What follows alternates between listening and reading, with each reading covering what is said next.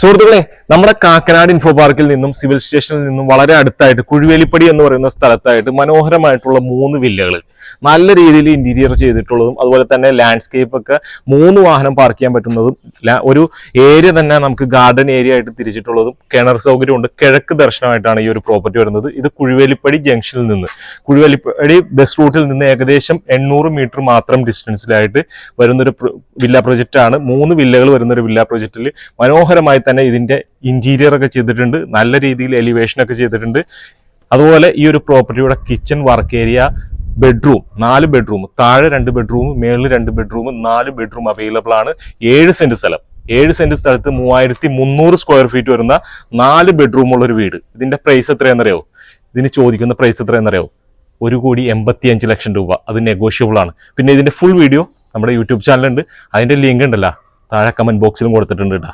അപ്പോൾ മറക്കാതെ ഒന്ന് ഫോളോ ചെയ്യുക.